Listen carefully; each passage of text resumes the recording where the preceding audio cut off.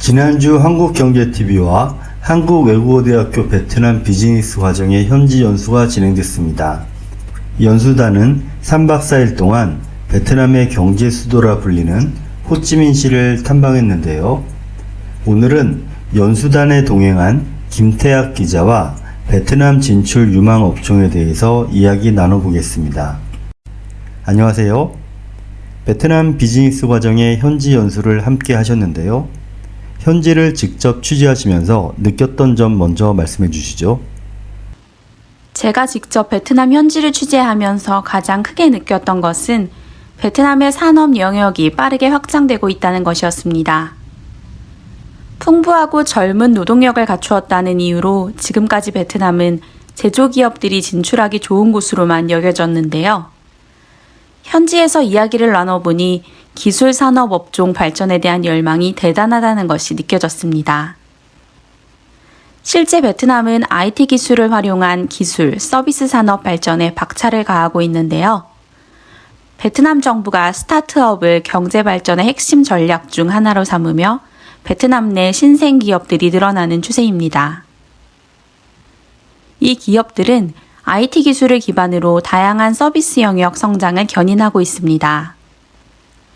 베트남 내에서 IT 관련 서비스 산업들의 터전이 닦이고 있는 상황인데요. 제조 기반 기업들뿐만 아니라 다양한 서비스 영역 기업들도 적극적으로 진출을 꾀해야 하는 상황으로 보입니다. 그렇군요. 그렇다면 어떤 업종이 진출에 유리할까요? 베트남 비즈니스 과정의 현지 연수 중에 호찌민 투자청과의 세미나가 진행됐는데요. 베트남 정부는 스마트시티 구축에 박차를 가할 예정이며 이와 관련한 IT와 인프라 관련 기업의 투자를 우대하겠다는 입장을 밝혔습니다. 베트남이 전국적으로 가장 역점을 두고 있는 사업은 스마트시티 구축입니다. 스마트시티 조성 계획은 2015년부터 본격적으로 논의됐는데요. 응웬 수엄푹 베트남 총리가 스마트시티 개발을 베트남 중장기 발전을 위한 축으로 삼으면서 베트남 주요 도시와 성들이 스마트시티 조성 계획을 발표했습니다. 시범 프로젝트를 위해 비에텔, VNPT, IBM 등과 양해각서 체결을 진행하기도 했고요. 빠른 경제 성장으로 주목받는 또 다른 산업은 바로 의료 산업입니다.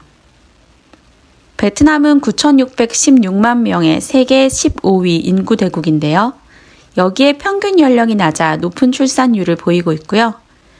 기대 수명도 다른 아시아 태평양 지역의 평균보다 높아 의료 수요가 빠르게 늘어날 전망입니다. 동시에 교육 산업도 각광받고 있습니다. 베트남 정부는 연구 보고서를 통해 전통적인 업무에서 새로운 업무로의 전환을 준비해야만 하는 시점이라고 언급한 바 있는데요. 베트남의 현재 교육 시스템으로는 미래 인재를 양성할 수 없다는 판단 아래 체계적인 교육 시스템을 가진 선진국의 적극적인 교육 투자를 유도하고 있는 상황입니다. 베트남 정부는 하이테크 농업에도 깊은 관심을 보이고 있습니다. 농업이 고용 측면에서 베트남 최대 산업이기 때문인데요. 베트남의 경제 규모는 지속적으로 증가했지만 베트남 농업의 GDP 비중은 빠르게 감소하는 추세라 정부의 고심이 깊어가고 있습니다. 이런 상황에서 하이테크 농업이 베트남 농업의 해결책으로 떠올라 주목받고 있습니다. 우수한 기술을 가진 우리 기업들의 적극적인 진출을 기대해 볼 만한데요. 현지에 진출한 우리 기업들도 만나셨을 텐데 현지 진출 기업이 말하는 진출 시 주의해야 할 사항은 무엇이었나요? 우리나라의 기업 환경과 다른 만큼 주의할 점이 많은 것은 당연한데요. 현지에 진출한 개발 기업의 이야기를 직접 들어보시겠습니다. 양승호 GS건설 베트남 법인장은 베트남이 많은 기회를 제공도 하지만 실질적으로 어떤 사업을 할 때 완비되지 않은 법규, 제도 또는 공무원들의 어떤 행태로 인해서 협상뿐 아니라 어떤 인허가적인 결론을 낼 때 상당히 어려움이 많다는 점을 꼭 유의하시면 좋겠습니다. 라고 했습니다. 베트남이 공산주의 국가이기 때문에 외국인들은 안전한 권리를 확보하기 위해서 어떤 법정 요건들을 갖춰야 되는지 알아봐야 한다는 조언입니다. 베트남의 성장을 무조건 낙관적으로 보는 것도 경계해야 한다고 전문가들은 조언합니다.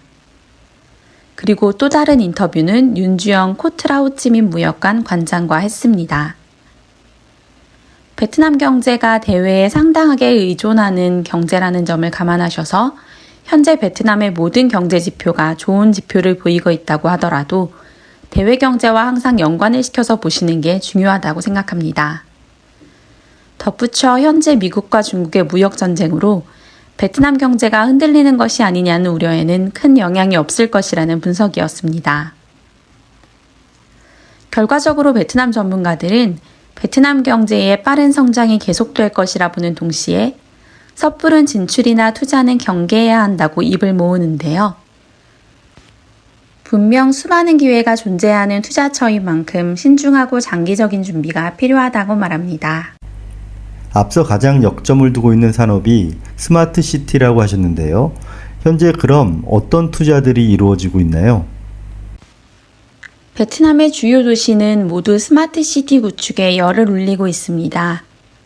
대표적으로 호찌민시는 우리나라 롯데그룹과 2군 2TM 지역을 에코 스마트 시티로 개발하기로 합의했습니다. 동시에 9군 하이테크 파크 2단계 개발을 위해 5,100만 달러, 우리 돈 544억 원을 추가 투입할 계획도 가지고 있습니다. 외국인 투자 유치가 절실한 상황입니다. 호치민뿐만 아니라 다른 대도시에서도 스마트 시티 개발이 한창인데요. 베트남의 수도인 하노이에서도 40억 달러, 우리 돈 약 4조 2,460억 원을 투입해 스마트 시티를 조성한다는 계획입니다. 중부 다낭시도 2016년 7월 베트남 국영통신사 비에텔과 협약을 맺고 교통, 헬스케어, 환경, 수질관리, 에너지 등 분야에서 스마트 시스템 구축에 나섰습니다.